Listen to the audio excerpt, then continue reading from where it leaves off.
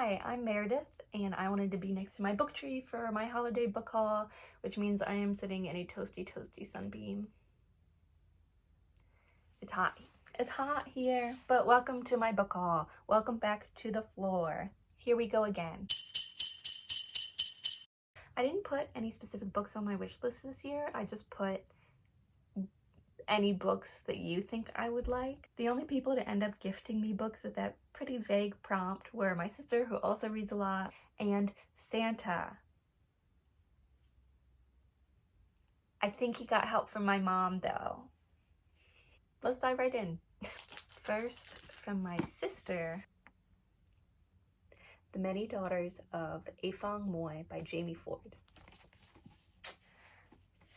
And very cute. She got me these sticky tabs because she saw me marking my books up. And I do prefer sticky tabs to writing in them. And I do like marking my books up non-permanently. So I thought that was nice of her to notice. And then this book sounds really cool. Dorothy Moy breaks her own heart for a living. As Washington's former poet laureate, that's how she describes channeling her dissociative episodes of mental health struggles into her art. But when her 5-year-old daughter exhibits similar behavior and begins remembering things from the lives of their ancestors, Dorothy believes the past has truly come to haunt her. Fearing that her child is predestined to endure the same debilitating depression that has marked her own life, Dorothy seeks radical help. Through an experimental treatment designed to mitigate inherited trauma, Dorothy intimately connects with past generations of women in her family. As painful recollections affect her present life, Dorothy discovers that trauma isn't the only thing she's inherited. A stranger is searching for her in each time period, a stranger who's loved her through all of her genetic memories. So it sounds very like literary women literature, but then right at the end of the description it's kind of like, wait, there's like fantasy stuff and love. I always love a love interest. You can give me the most literary work and throw in the most unnecessary love interest and I will eat it up. I will. So yeah, I'm excited. I think it sounds interesting. I'm so happy my sister thought of me with this. Now on to Santa books that I am sure he consulted my mother on. I got Some Luck by Jane Smiley. 1920, Denby, Iowa. Rosanna and Walter Langdon have just welcomed their firstborn son, Frank, onto their family farm. He will be the oldest of 5. Each chapter in this extraordinary novel entails a single year, encompassing the sweep of history as the Langdons abide by time-honored values and pass them on to their children. With the country on the cusp of enormous social and economic change through the early 1950s, we watch as the personal and historical merge seamlessly. Some Luck starts us on a literary adventure through cycles of birth and death, passion and betrayal that will span a century in America. So another generational historical type book. I am excited for it. I like the feel of it. You ever just pick up a book and you're like, that feels nice? I don't know, something about this. I don't know what my mom thought, but I like that she picked it. And I don't mean that in a bad way. I just mean like I don't know what about this made her go, Meredith, she'd like this. But I do like it. I say this to my mom almost every year, and I'll say it here. I am so shocked every year, Christmas morning, to learn that my mom knows me. Like, I'm a person with interests and she perceives me and knows things about me, and it's scary and flattering. I know it's not like this massive concept, because I know people and I get them gifts that they really like. Hopefully they tell me they really like it, so obviously I know them. So why is it so shocking when she gets me things I didn't ask for that are perfect and I love them? I don't know. Thanks for coming to my TED Talk. Anyway, yeah, I'm excited for this one. So we've got 2 generational literature type books. Also from Santa, he made it himself in his workshop. Don't even look, it's not from Target. Santa makes everything in his workshop. And I think my mom told him to get this because it is titled Look Alive 25 by Janet Ivanovich. Ivanovich.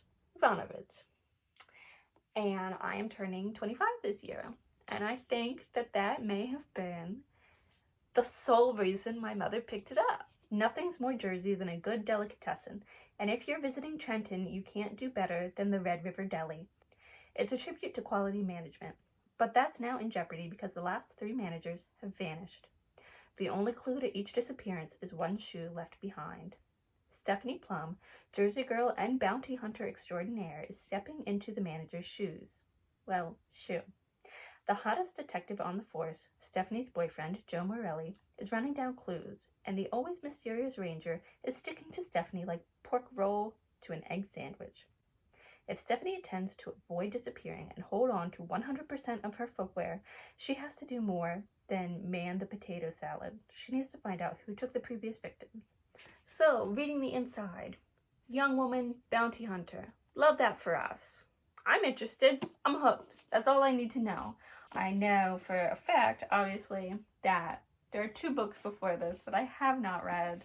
But some of my favorite series ever I have accidentally not started with the first book of, so I don't think it'll matter too much. Look Alive 25. I'm gonna be 25. I feel like that was my mom's only thought. I mean, yeah, my mom, when she told Santa to make this book in her workshop, his workshop. Darn it. And last book from Santa. But don't go anywhere if you're not that excited about this book, because I also have books I bought myself during the holiday season. But last thing from Santa, The History of Music and Musicals. And it's 2 separate books, one on music, illustrated guide, and one on musicals, also an illustrated guide. I think Santa was more interested in the musicals, but I do like music overall. But I think Santa saw musicals really big on the front and said, that's her. But I do love, like, this kind of thing. I don't know. I'm not a nonfiction girl. I wouldn't be like, oh, I'm a nonfiction girl, because, like, 95% of what I read is fiction. But I do love a good nonfiction book.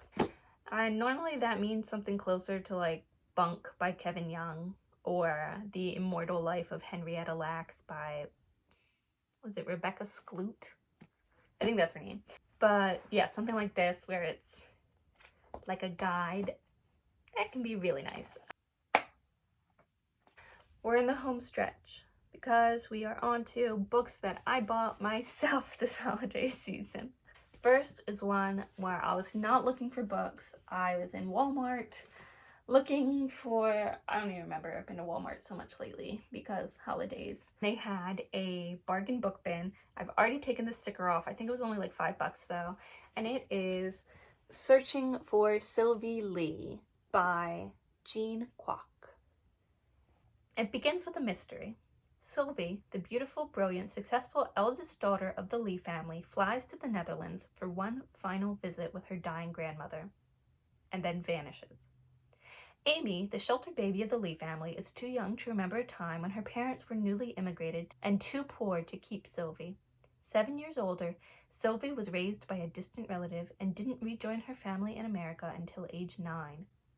Timid and shy, Amy has always looked up to her fierce and fearless sister.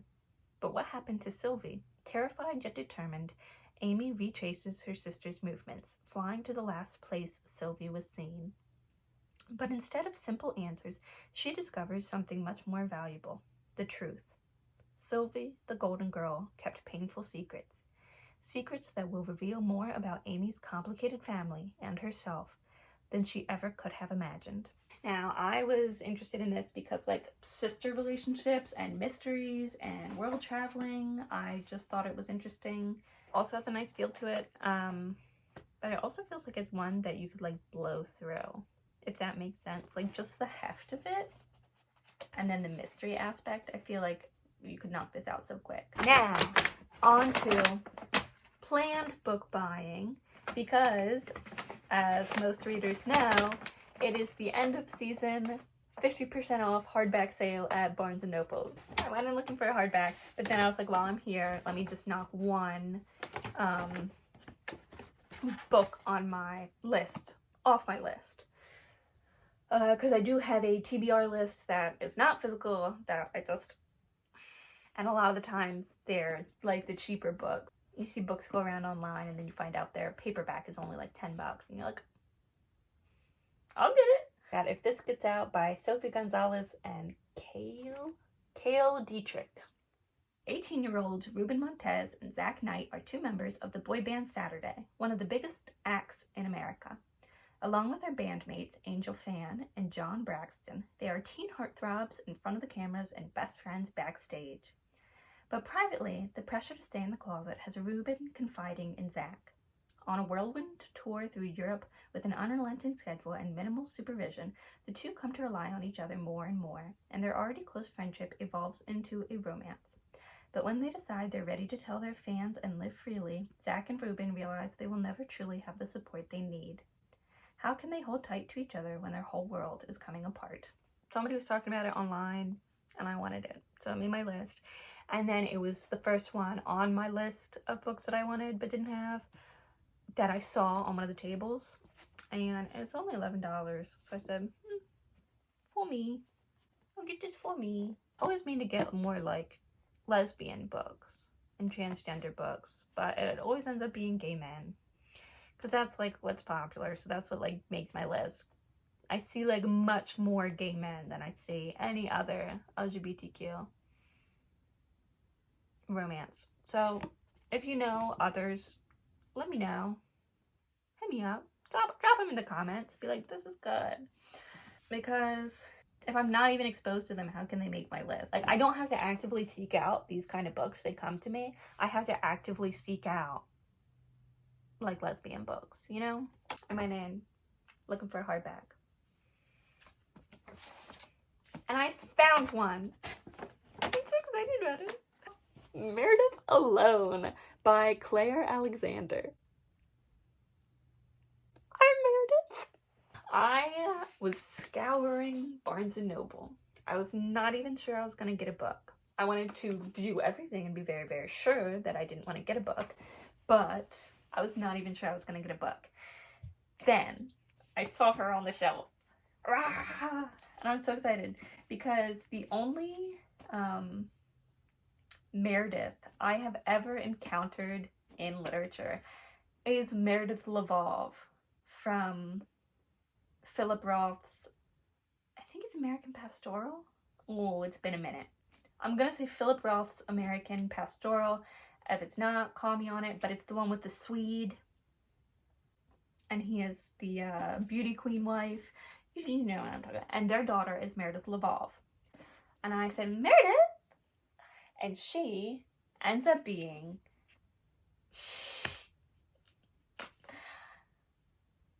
The book just describes her as like disgusting and rude and mean and probably a little like dumb. She's awful to her parents, and she's probably a terrorist, and she ends up in a cult. And I just and I said, that's my one Meredith. That is the only Meredith I've ever gotten to have. They're freaking like Johns out there who could like have their pick, and I get one book character, and that's her. Hit me up with that too. If you know any other book Merediths, let me know. We have Meredith Alone. Meredith Maggs hasn't left her house in 1,214 days, but she insists she isn't lonely. She has a full-time remote job and her rescue cat Fred. Her best friend Sadie visits with her 2 children. There's her online support group, her jigsaw puzzles, and her favorite recipes, her beloved Emily Dickinson, the internet, the grocery delivery man. Also, keeping her company are treacherous memories of an unstable childhood, the estrangement from her sister, and a traumatic event that sent her reeling. But something's about to change. Whether Meredith likes it or not, the world is coming to her door. A perfect story for the times we live in, Meredith alone will have you laughing, crying, and swelling with hope as this unlikely heroine rediscovers her life with friends and family one step at a time. It's just hitting all the right marks for me. And I work remotely. I wonder if I could get away with not leaving the house for 1,214 days. No, because I got to pick up my little sister from school. But even when I do that, a lot of times it feels like I just never leave the house. So it just hit me where she's Meredith. She never leaves the house. Her best friend's name is Sadie. My dog's name is Sadie. Meredith? That's really the point of it. So that was the last one. There you have it. Here are all of the books I got over the holidays, from presents to ones I got myself. Thank you for watching. Let me know if you read any of these and if they're good. And let me know what you got over the holidays.